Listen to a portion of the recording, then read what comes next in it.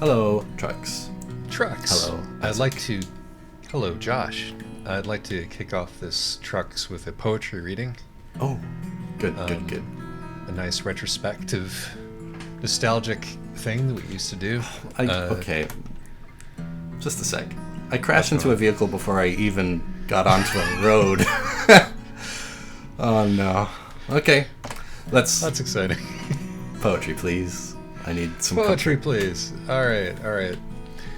This poem is called This Be the Verse by Philip Larkin. And it goes like this. They fuck you up, your mom and dad. They may not mean to, but they do. They fill you with the faults they had and add some extra just for you.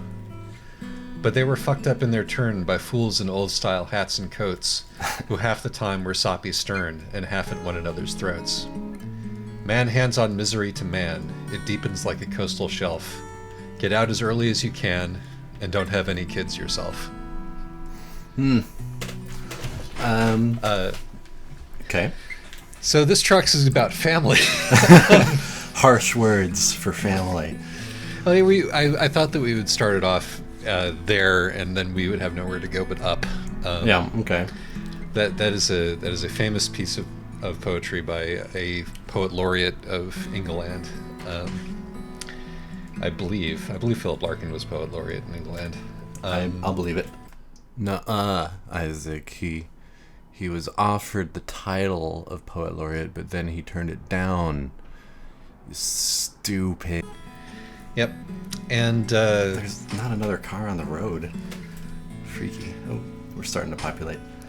So Yeah, the go ahead. discussion of family is slightly complicated by the fact that your dad and my dad listen to this podcast. That does complicate things, yes. Hi, Dad. So, yep. So, like, we're not going to be going, full candor here, probably. We're not going to be airing out our dirty laundry. Uh-huh. I mean, beyond the extent that we normally do. Yeah. But just more in the abstract. I've been thinking a lot lately about how there is truth to the idea that a lot of understanding oneself has to be about understanding one's family. Yeah. And that that's not just your immediate family. Because, as the poem points out, your mom and dad were fucked up in their turn. Yeah. And fully understanding where that comes from can involve a little bit of excavation. And I bring this up because this is one of those things that I you know how therapy is portrayed in pop culture a lot of the time? Yeah. Lying on a couch, talking about Yeah. your mom. Yeah, talking about your mom is a big one in the sort of stereotypical therapy sesh. Which is generally a comedic setup of one kind or another. Yeah. And when I was a kid, before I'd gone to any therapy myself, in fact, when I was a young adult before I'd gone to any therapy myself, actually, that's not entirely true. But I don't think I can remember a time where I hadn't been to some kind of therapist of one kind or another. But when I was a younger person, I thought to myself, well, that's silly, Yeah. right? Because it's part of the joke that therapy is in pop culture. And it's like, is he here? It is almost always immediately dismissed. Be like, so your mom didn't buy you a teddy bear when you were 5, and so that's why you killed all those people. Kind of setups. And the answer to that is no, but that might have been a contributing factor to how you ended up this way.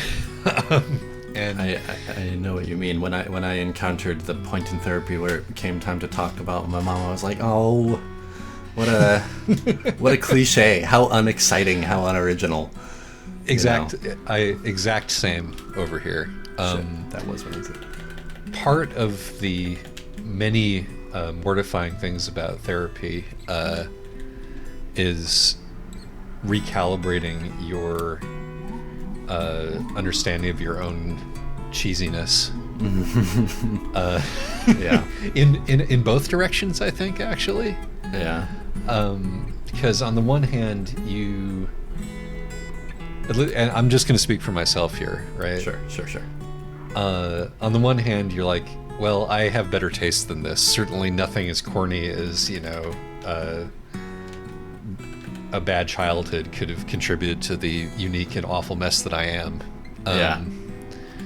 And on the other hand, you're like, no, I'm so entirely unremarkable that, like, none of this stuff could have been trauma, right? I had a normal childhood, right? There's also the angle of like, like if it's my parents that fucked me up, surely I would have figured that out on my own, right? Because it's so like it's the most obvious possible thing to consider. So like, yeah, I've thought about it, but surely there's nothing else that could possibly be produced by talking about it with a professional, because it's already so obvious. Like, surely I already fully encompass this idea. Exactly. That's what one thinks. But then it turns out that you haven't actually thought about it very deeply, because thinking about it very deeply is unpleasant. Yes. And you kind of have to have somebody to put their hand on your head and force you to look at it a little bit harder and to think about it a little bit harder. Yeah.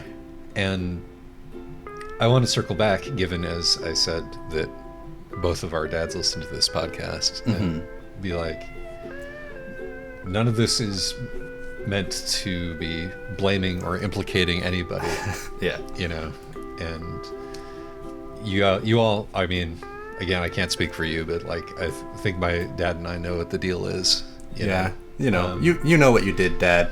It's okay.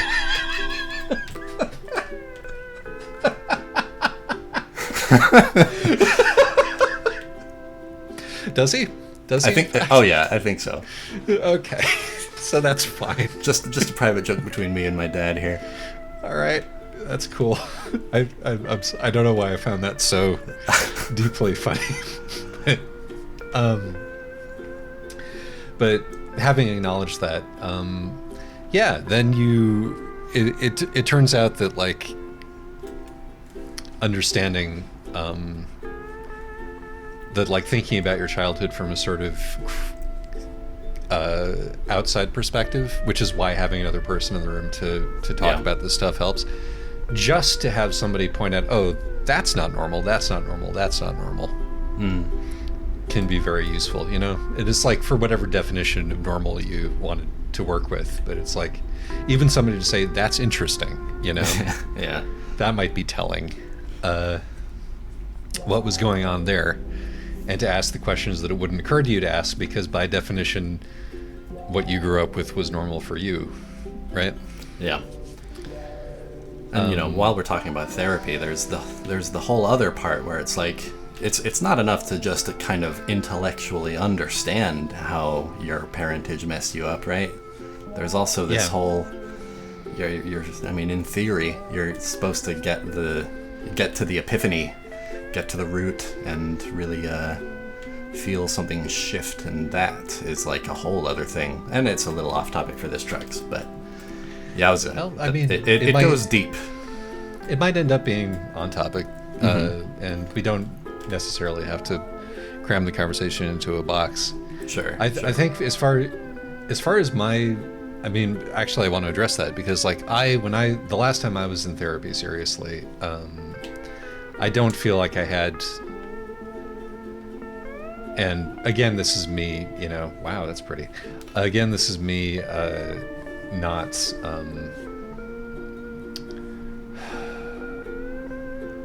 I don't like to sort of I have those, deep thoughts about myself and my condition, because I don't trust them. Because I tend to make all kinds of logical leaps about, and narrativizations that don't end up being true. And so I actively resist that, and I actively resisted that while I was in therapy. But what turned out to change was how I behaved afterwards.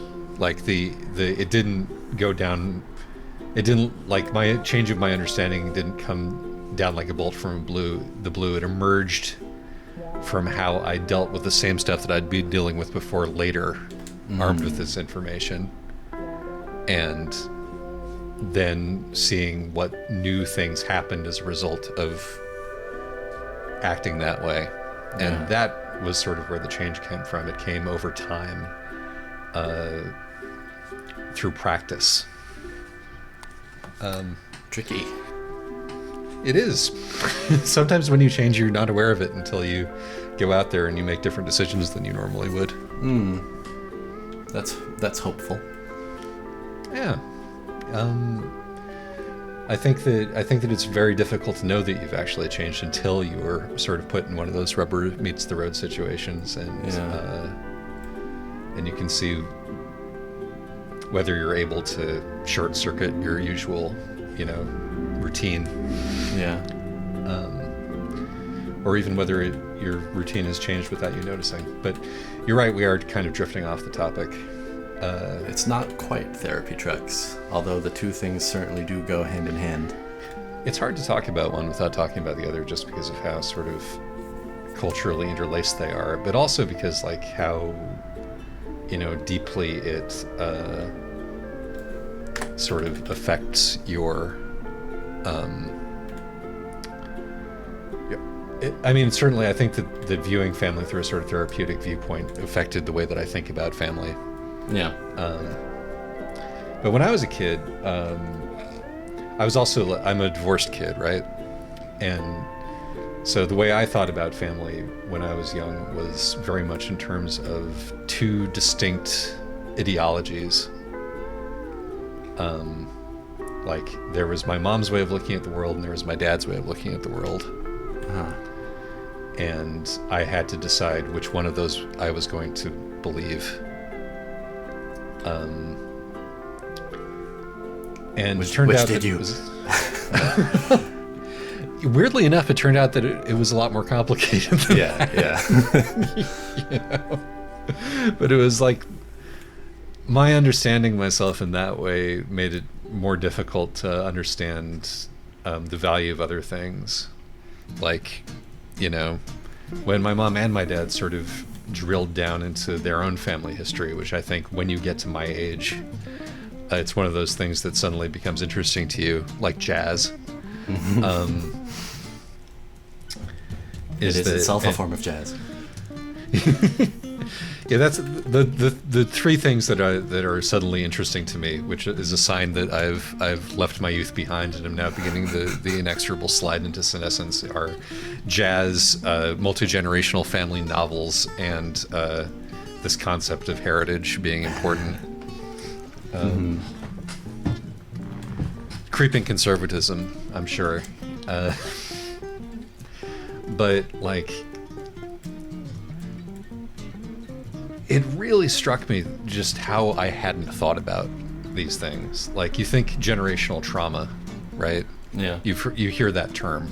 Yeah. And again, it's something that, like, I used to think about in the abstract, because, you think about generational trauma, it sounds like, well, generational poverty. Like, this is, a way to understand the way that, like, systemic inequality works and that kind of stuff. And so it seems like it's something that's very broad and systemic, but it also can be sort of a key to understanding it in your own life. Yeah. Can really help to understand how you got that way and how your parents got that way. Yeah. Because, and unfortunately, like, that can involve a lot of awkward conversations that you don't really want to have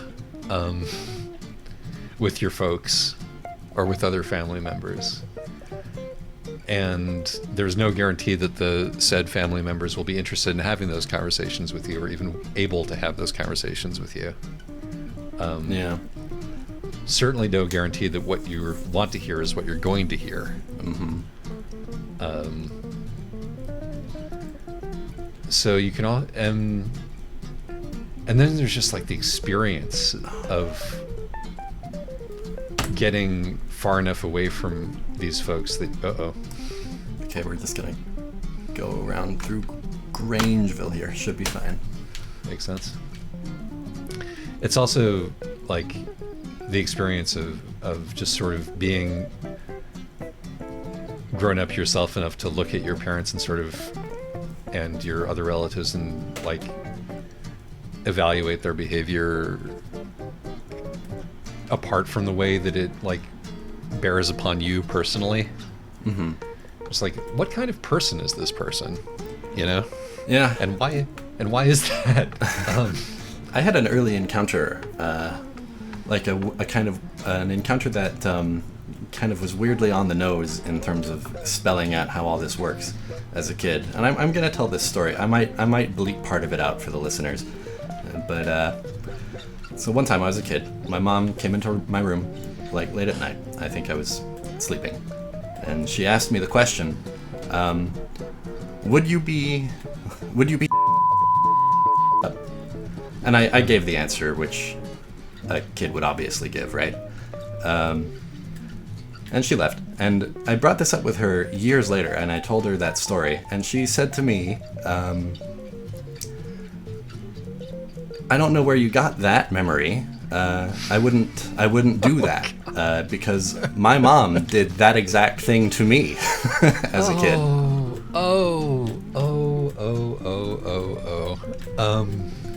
Yeah. My mom did that exact same thing to me. And I did not give the response that a normal kid would give because I'm not a normal kid.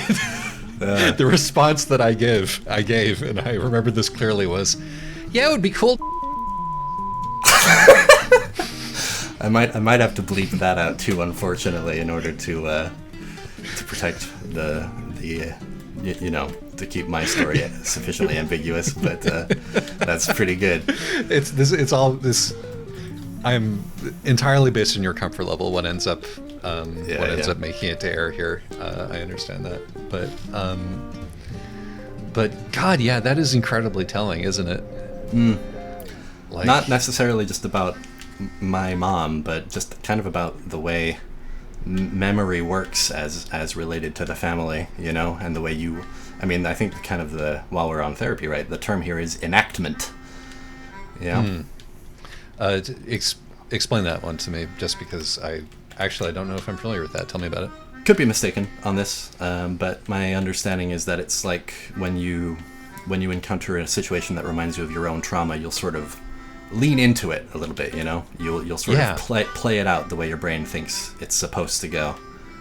Maybe like not even fully consciously of the decisions you're making. Yeah, absolutely. Like you follow rules that you learned when you were a kid, which is something that I have continuously struggled with in my personal relationships. I keep coming back to, this person is used to being bullied, so I will bully them. Yeah. Which is not great. But you fall into these roles that are comfortable and familiar, whether they were good for you initially or not. But I also wanted to pick up on something there, which is there is that possibility, and I think this happens a lot, where if you go to somebody and, doesn't matter who it is, and, say, tell me what happened with this thing when I was a kid, and they tell you that did not happen. Yeah. And it's like, well, then how do I have the memory? I didn't get it psychically from you. Unless I did, in which case, holy shit. But I don't think so. Yeah, I mean, this is something that I've experienced, and on the one hand, it can be, obviously that's incredibly frustrating. On a number of levels, but it's also, I feel like what you can do when you walk away from that is like, well, I'm not going to get answers here this way. Maybe I can get answers another place, another way. Maybe I can think about this in a different way. But just the fact that that's a blank wall. Yeah. Is telling Yeah. and maybe helpful in understanding this. Yeah. And no doubt, I mean, we're not parents yet, but if we ever will be, but, you know. Philip Larkin told me not to. Yeah, he did, didn't he? The most nihilistic line of that poem right there. Yeah. But yeah, like, no doubt we are accumulating our own traumas, unbeknownst to us, so that we can pass them on. Yeah, I mean, I've, like, you know, my mom told me when I was a child, and the fact that she told me this when I was a child may be telling. My mom told me when I was a child that, like, you know, that her goal was to try to pass on as little of her trauma to us as she could. Thanks, Mom. That's so kind of you. Yeah. So that maybe, you know, and maybe I've added this, but it's like, maybe the next generation after you will actually be okay, you know, was certainly the implication, right? Yeah. That sort of I viewed myself as a step in this ongoing process of fixing it, which is not, I don't think that's a very profitable way to look at the world. Yeah. Like, my mother's sister, my aunt, who was a physicist and then gave that all up to become an alternative medicine practitioner. CF last week's faith talk, but she went right into the woo-woo. And her the discipline that she then gave her life to was to systematically address and heal every single trauma that had happened to her body backwards in time. Because she and the people that she was working with, learning from, were able to feel and, you know, diagnose and then treat every offense that she had ever undergone. Yeah. And then she got breast cancer. And immediately had to take a bunch of Western chemo medicine to address that. Yeah. But I think that this attitude is A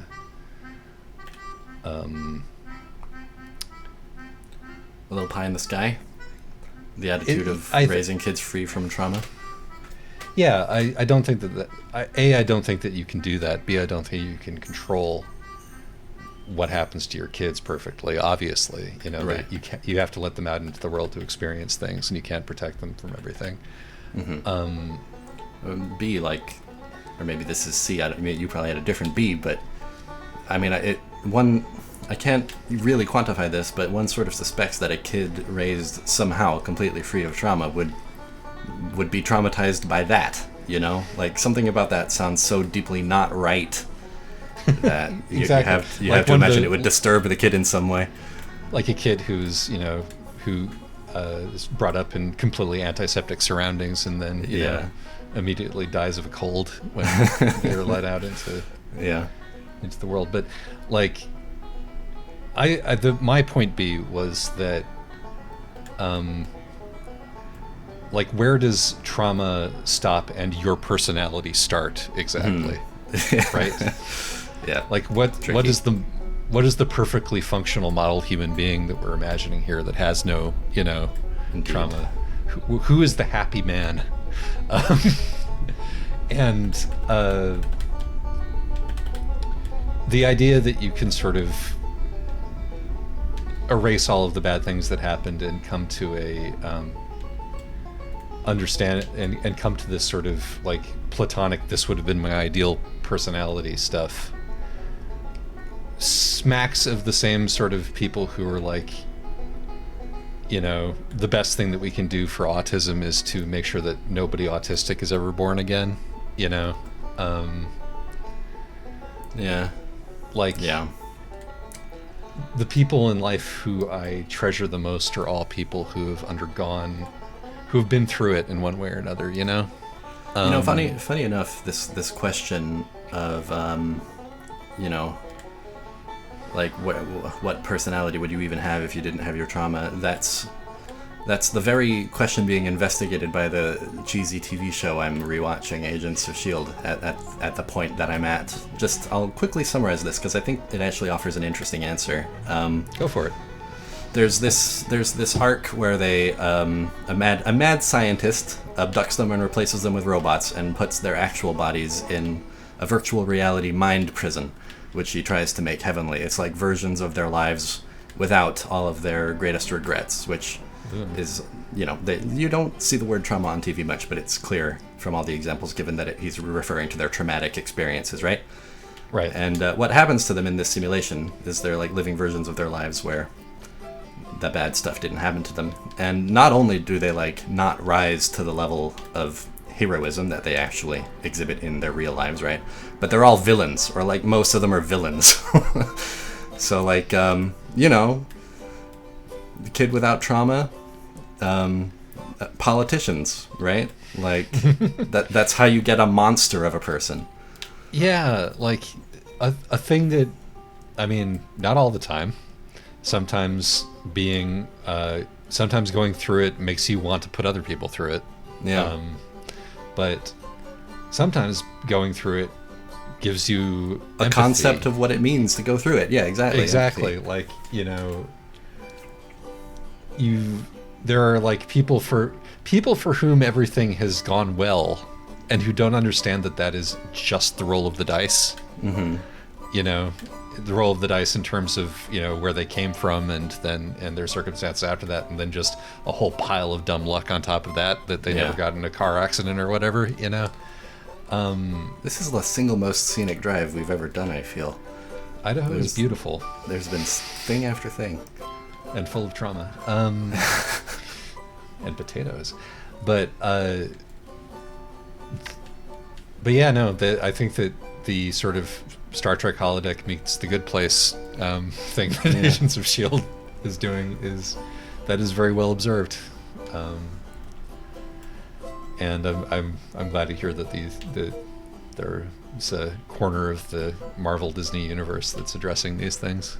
Oh, dude! One of those corners that's far enough out of sight that they can get away with stuff like this. Yeah. It's weird. Like Phil Coulson, the guy who delivered jokes in Avengers, like he became one of the most well-rounded characters in the whole damn thing. That freaky stuff. That is unsurprising, given that he is a human being instead of a superhero. Yeah. But yeah, I think you're about to say something about your friends and their traumas, maybe. Oh yeah. Maybe. I mean that it's kind of an old saw. Like, obviously, part of the reason that that most of my favorite people have been through it is because I've been through it in one respect or another, and that therefore I can relate to these people. But also, being through it, and I'm not going to go full bore, oh, your trauma is a gift, your pain helps your art kind of shit, because it sucks. Yeah. No doubt about it. What all of us really want is to be able to live the lives that we want to live functionally and without pain and fear, and being covered in trauma does not help with that. But the fact remains that because it deepens your understanding of the world, or can deepen your understanding of the world, it makes you a more interesting, more well-rounded human being in some ways, or at the very least we can say it's just an integral part of the human experience. I guess like, rather than I shouldn't really be trying to assign like that positive or negative value to it. It's like it is what it is, and I think that rather than cursing it or fetishizing it, the best thing that one can do is to try to understand it. Yeah. And to understand the way that it relates to your behavior and the parts of yourself that you'd like to change and the parts of yourself that you can or can't. Yeah. Yep. And part of that is going back to, the fam It's like, I will say, just to complete the point you were making there, like, without fetishizing it too much, or without saying, like, it's valuable, your trauma probably did make you who you are on some level, and that includes both the things that you do and don't like, right? So, like, yeah. the process of understanding it, that's kind of what untangling it is all about, is like figuring out what you like, figuring out what you don't, and where it's all coming from, and what to do about it. Mm-hmm. That is correct. I was thinking about my grandfather, my dad's dad, who I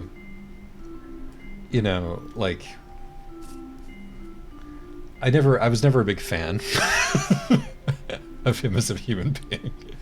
And I'm still not, despite having, seen him at the end, lolling around in a pain med haze in his last days, which is something that will stick with me.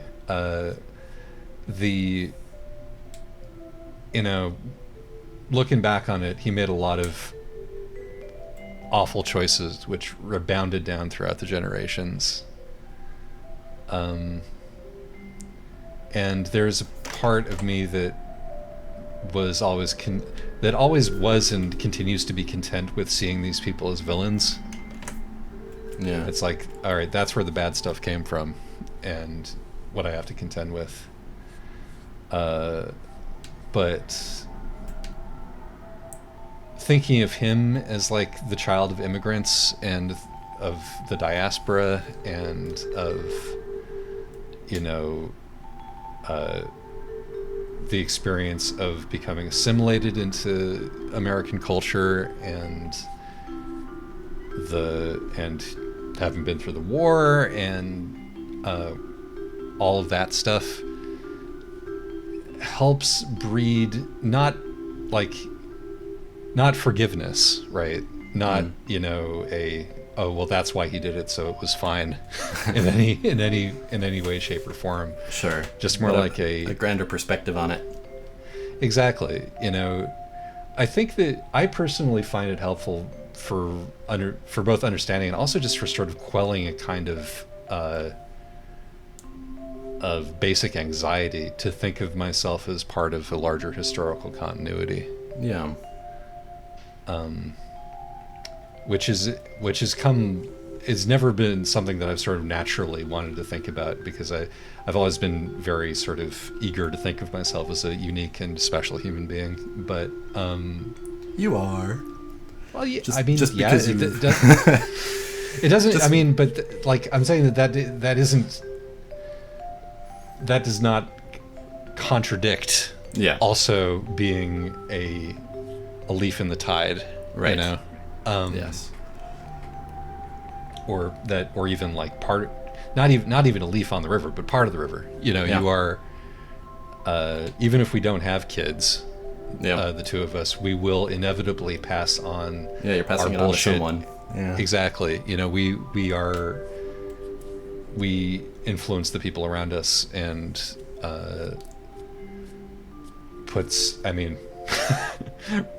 what are we doing right now? But putting our ideas out into the world for people to listen to.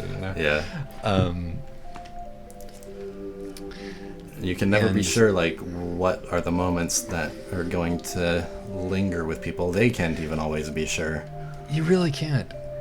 Which is why it can be super helpful to go back to people who you've known for a long time and just talk about, I know what I thought was important from these interactions. This is what I took away. What did you take away? Yeah. Like, I've had conversations with people where like the key memory for them is something that I barely recall. Mm-hmm. But it was definitely something that I did or said that helped define a thing for them, either the way they thought of me or the way they thought of something else, and like that became a building block. And you can't control for that. Yeah. You just sort of have, you try to be as decent a person as you can, obviously, right. But you also just sort of have to accept that you're you are living your life as best you can, and you are going to leave your footprints. Mm-hmm. Which is part of the reason why I'm okay with saying this stuff in front of my dad and your dad. Hi, Dad. Because because it very much is what it is, you know. Yeah. Yes, indeed. How far back does it go, do you think? Are we all still holding on to some deep mammal trauma from the time the asteroid wiped out the dinosaurs? We're probably holding on to some. Well, obviously, we have some really inconvenient fight or flight instincts. Yeah. In our in our DNA that are what the hell is incredibly crying? helpful for. Yeah. What's crying for? If you're in a situation, I mean, like, okay, sometimes it's cathartic and all that, no doubt. But if you're experiencing an intensely emotional thing right now, which demands your full attention, and you start crying, it's like, well, what's this about? What's this for? Come on, it's trauma. It might be trauma. Yeah, genetic trauma. Might be evopsych. Might be an accident. Might just have been a mutation that went wrong. Nobody can explain it, you know. Maybe because you're in distress, your brain thinks that you really need to not have gunk in your eyes, and so it's just. And you need to hyperventilate. Turning on the windshield. Exactly. You need that oxygen. Your nose needs to run. Clear out all the allergens in the nose. Yeah. Exactly. Just flush everything out. Piss your pants. Yeah. You're not going to need that weight. Yeah, you know, you're going to want to run unencumbered if at all possible. So yeah, we're all dealing with a bunch of inconvenient inherited trauma in our very bones and blood, let alone our brains. But you know, I also like to, you know, rather than, you know, in addition to evolutionary scales, I like to think about, you know, and this is what when I was saying that like family tree stuff really used to bore me when I was a kid. I like to think now about the Katzenellenbogens back in Ukraine or Belarus or wherever they were, and what their lives were like and what brought them to their decisions. I should probably learn more about my roots. I know very little. I haven't been told that much. Dad, if you're listening, tell me some stories, please. I actually don't know what made my dad and my mom interested in each other in the first place. I mean, maybe they told me at some point, but I don't really know even that story. I mean, it's even if you heard these things when you were a kid, like you're a different person now, and you're gonna understand and hear them differently. So it really doesn't hurt to go back and it doesn't hurt you to go back and ask. It might hurt them. Yeah. I'm sure that everybody can get something of some use out of it, you know. Yeah. I believe that my dad was first interested in my mom because she had no eyebrows. That's fun. That sounds like your dad. Yeah, having burnt them off in the process of art making of one kind or another. Yeah. I can see that. I think my dad and my mom might have met in a college orchestra. Correct me if I'm wrong. That would track. Yeah.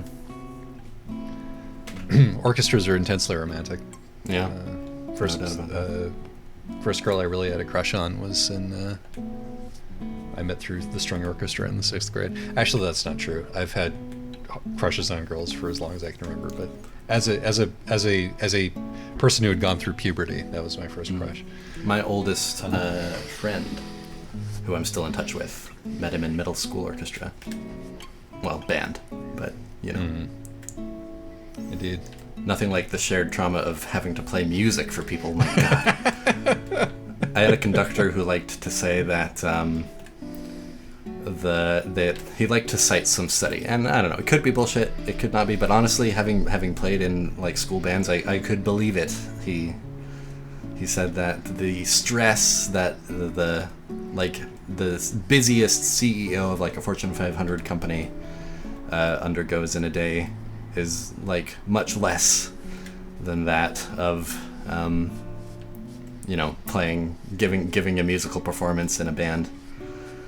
I mean, honestly, I imagine that the stress of being a Fortune 500 CEO is actually Yeah, less yeah. than most working people going about their Yes. working lives. Recounting this, recounting this now, I'm thinking, oh well, yeah, duh. But I mean, obviously, what's actually being uncovered there is just that the stress level is like one of the very highest that there is playing music, especially in like an orchestral setting. I mean, I don't know what this says about me, but my memories of stressful times having to do with the orchestra are almost all related to social stuff rather than the actual playing of the music and successfully navigating rooming with hormonal 13-year-olds and It ties into that social stuff. unsuccessfully though. Like, navigating. nothing more humiliating than being the one who like played during the rest, with the full band rest. Yeah. Well, I was never a soloist. Yeah. So at least I I don't. That's not even take what comfort. I meant. Although I that could is take the comfort whole- in some anonymity. Yeah. But That's not even what I meant, though. I mean, yeah, Yeah. that is stressful, but I just mean like the whole orchestra's resting and you played a fucking note. Like during one of the pauses toward the end of Gustav Holst's Mars, I did this. I squeaked no. too early. yeah, that's a memory that'll stick with you forever. Oh my god! And I remember the girl that I liked in the audience giving Oh, me no. a face like, "Oh no." Trauma. Yeah. No, I was lucky enough. My face is actually blushing thinking about that. You had the misfortune of playing a loud instrument. Yeah. It's easier to hide your sins if you're a string player.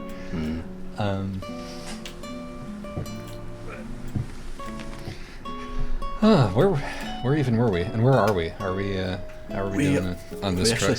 We have a fair way to go. There's been Goddamn. a lot of low speed roads on our route here. It's true, and a fair amount of heavy lifting in the conversation. I feel like we've been going for a while. Yeah, this is becoming long trucks. We could disembody ourselves and fly like light speed ghosts the rest of the way. I suppose we could. Let me shake my old brain box around to see if I can come up with any more profundities. Yeah. Because it's a big topic, but We could also sing. just like- We could pull out the recording of us singing "My Lovely Horse" from the Shadow of the Colossus Let's Play and fast forward the rest of the way there. Oh, but now that's that's tainted by what's his face. Oh And no! his- Right. The artist is dead. The author is dead. We can reclaim "My Lovely Horse" from That song. From what's that his song face. rules. It's an excellent song. Yes, those are good memories. Whoa, geez, there are problems aplenty down this road. I rewatched some of our old Ico trilogy Let's Plays recently. It's a good Oh, trip yeah? down memory lane. Speaking Nice. of, I mean, here's a thread maybe. Here's a segue. Chosen family. What do we make of that? How does that figure into the trauma question, or does it? It's an interesting one, because like the way that we form relationships in the world is definitely going to be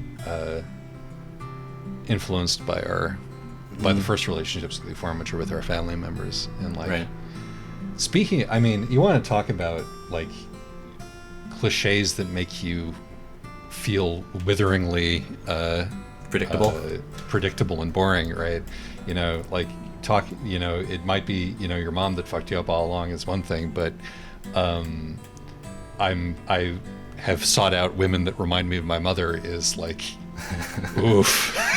And yet looking back, Yeah, it's a thing. I think I'm on the other side of that coin. I think that's the other. I've read about this. This exists too. Is seeking out, perhaps excessively so, women who do the very opposite, remind you as little as possible of your mother, which can actually be harmful in its own way, right? Because you might not have as deep a concept of how to interact with that sort of a person in that intimate way.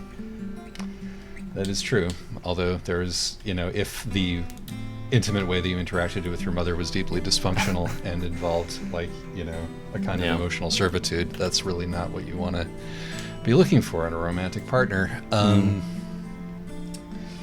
But yeah, no, I mean, it is very much, unfortunately, a thing that, you know, family dynamics follow into your chosen family stuff. And I did, you know, and that also applies to other early relationships. I feel like your early school experiences can weigh heavily on that kind of thing. I mentioned earlier, like, how, you know, my status as a bullied kid who grew up to be well, you know, I think bullied kids who also are bullies is, you know, the classic thing to be, but that is certainly me. And the fact that I still think that that's a meaningful way to think about my life now that I'm in my late 30s is telling. But, you know, you're... I think, like, the benefits of the chosen family is the lack of history, at least initially. But then you find that you've known somebody for 10 years, Josh. You and I have known each other for 10 years. Yeah, long time. Yeah. Which is... Have we traumatized one another? I mean, is this... are we having this conversation? Perhaps not. Let's have it in public. I mean, I've certainly felt like I've had... Like, there have been times when I've not been good for you. But... And also there have been times when I've straight up been, you know, emotionally abusive towards you, as we have established on many occasions. But, like, I mean, sure. A little bit of emotional abuse between friends. Whatever. Who cares? Oof. Why you gotta do me like that? Had to lighten the mood somehow. That did not lighten the mood. But I mean, as I said before, we are none of us perfect beings, and we bounce off each other in accelerating waves. How can anyone bounce be wrong? Be kind. That's my own song. I'm quoting my own song now.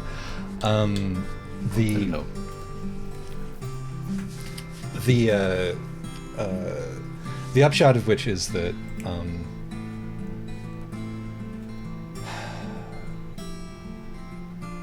I think you know, and you're not, you know, there are other people in my life who've been in my life for 20 years, right?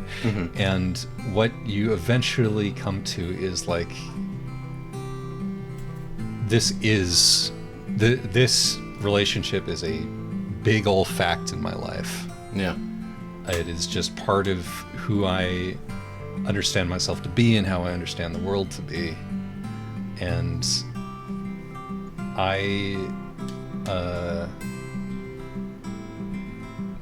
and so whether for the good or for the bad, or regardless of what happened, you know, unless it's a situation where I need to get away from this person as quickly as possible because I've realized it's all been, you know, a disaster, it's just sort of like the task then becomes just sort of proceeding with the understanding that this relationship is part of my understanding of myself. And that's a good thing, I think. You know, it's you don't really, you know, you'll probably hopefully encounter that more than once in your life, but overall not that many times. And it like anything is worth understanding as best you can why you were drawn to that person, what you got out of it, what maybe there may have been some self-destructive components to any close relationship, because almost inevitably, right? It's all enactment, one way or the other, however deeply sublimated it may be. And whether we want to or not, we do use other people for our purposes, and we try to put other people into the boxes that reflect our understanding of them, because it is human nature to try to put the world to rights and to understand and to categorize. What hopefully happens is that you come to a point where you are both functional and independent enough individuals to try to see each other clearly. And with clear eyes to be like, you know, hey, it turns out this is who we are. What does that mean for now? Is here and now good? Can we love each other here and now? Yeah, there you go. Yeah. That would have been an awesome thing to say while I was parking the truck. I can't control when the denouement arrives. Comes down from heaven sometime. This truck is telling me to go to sleep, and I've skipped a bunch of beds by mistake, but we're very, very close to our parking spot now. Yep. There we go. There we go. So much of our friendship, especially nowadays, has been the Trucks podcast, even while, I mean, we used to joke about this, but it's unavoidably true, you know, like, even while we were living together, much of our dynamic past the point became like figuring out what we would truck about next. And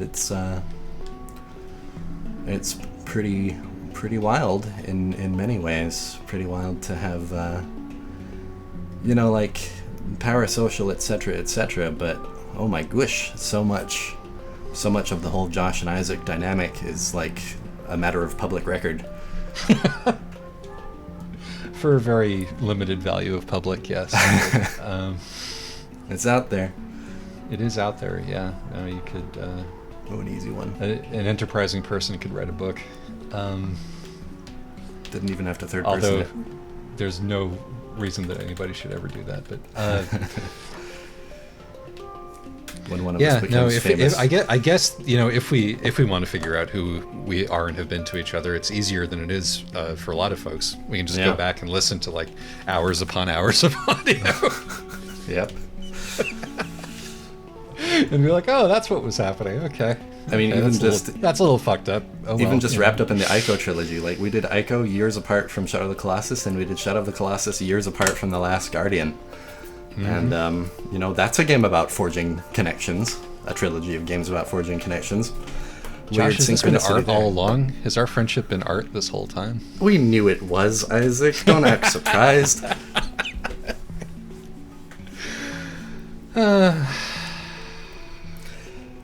Guess that will do it. That'll do it.